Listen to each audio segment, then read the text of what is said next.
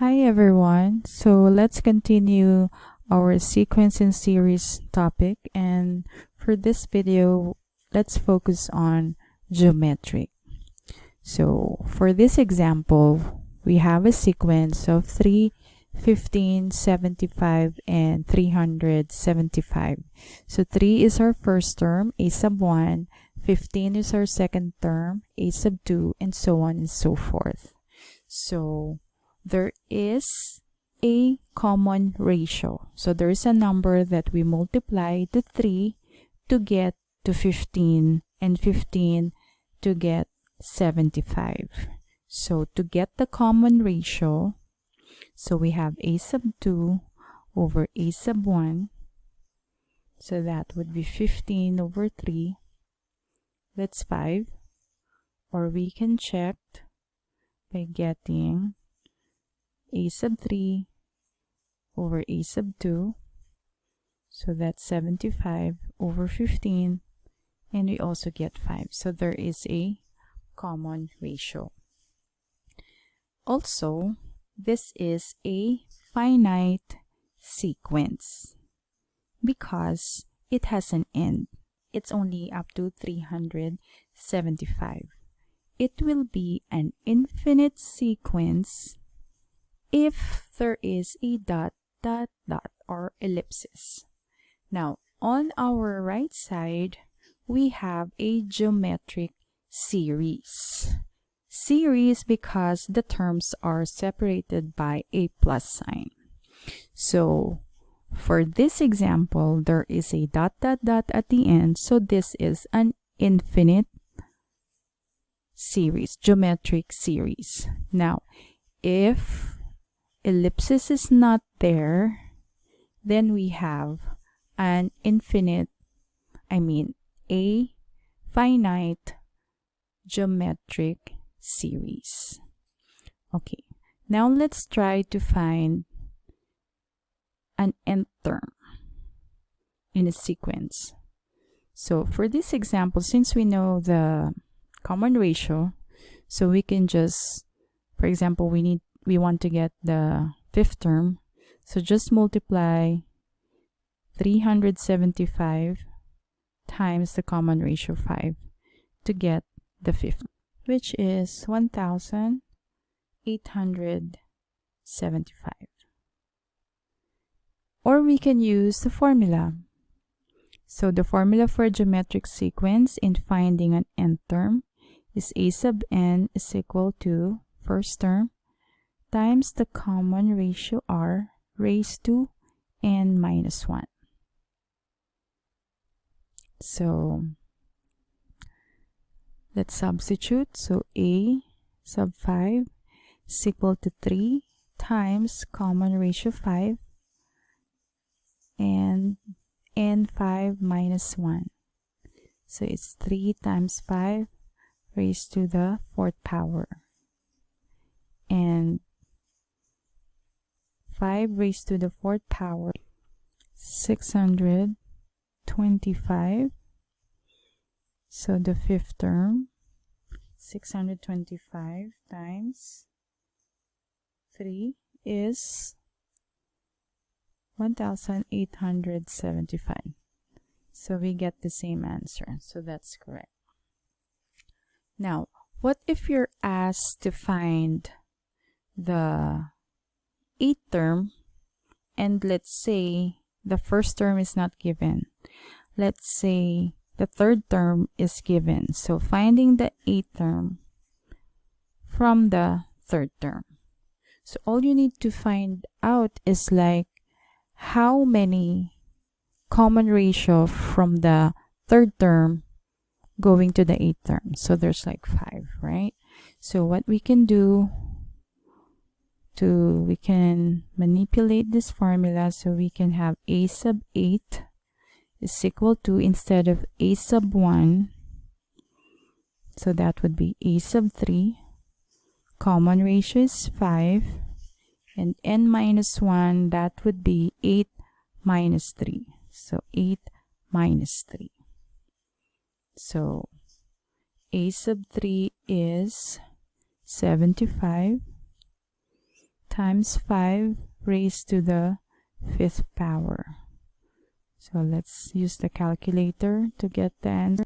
So the answer is 234,375. So that's the 8th term. Now let's try to find the sum of the 4 terms.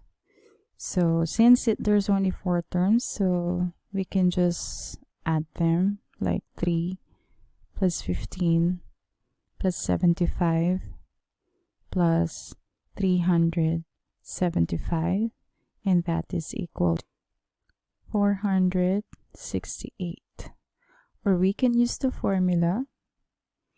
So the formula for a finite sequence or finite series is equal to S sub n is equal to a sub 1 times 1 minus r raised to n over 1 minus r. So this formula for a finite series. So let's substitute and see if we'll get 468. So the first term is 3. 1 minus 5 raised to, so S sub 4. So n is 4 over 1 minus 5. So S sub 4 is equal to 3 times 1 minus 5 raised to the 4th, 625. So over negative 4. So S sub 4 is equal to 3 times negative 624 over negative 4. So negative 624 over negative 4 will give us positive. So this would be equal to is 468. So we get the same answer. Now, what about for infinite geometric series? How do we get the sum of an infinite geometric series? So we use the formula S infinite is equal to a sub 1 over 1 minus r. But this is only applicable if your series or your common ratio, the absolute value of your common ratio is less than 1. So meaning to say, if your series or sequence converges. Okay, so when the common ratio is less than 1, or the absolute value of the common ratio is less than 1, the series converges, then we can use this formula. So let's take, for example, this one, 315 plus 75 plus 375. So we know that the common ratio here is 5, which is greater than 1. So if the common ratio is, or the absolute value of the common ratio is greater than 1, it diverges. Okay, let's try, and we cannot use the formula, so let's see if it's true. So S infinite is equal to, first term is 3, 1 minus common ratio is 5, so we'll get 3 over negative 4, which is not possible. Okay, so let's see this example. 20, 10, 5, and 5 halves. So the common ratio would be 10 over 20 is 1 half. Let's double check. 5 over 10, that's 1 half. Okay, so let's use the formula S infinite. So this would be a sub 1 is 20, 1 minus 1 half. So S infinite is 20 over 1 minus 1 half is 1 half. So multiply both sides, the numerator and denominator by 2. So we have s infinite is equal to 40. Another thing that we need to know about geometric series and sequence is the geometric mean. So in arithmetic mean, let's just review that. We know that it's just the average between two terms. So for geometric, it's the square root of the product of two terms. So let's say we want to get the geometric mean between first term and third term. We should get 15. Okay, so it is the square root of 3 times 75. 3 times 75 is 225. So square root of 225 is 15. So that's the geometric mean. Okay, let's try getting the geometric mean between a sub 2 and a sub 4. So with the formula, it's the square root of 375 times 15. So that is 5,625.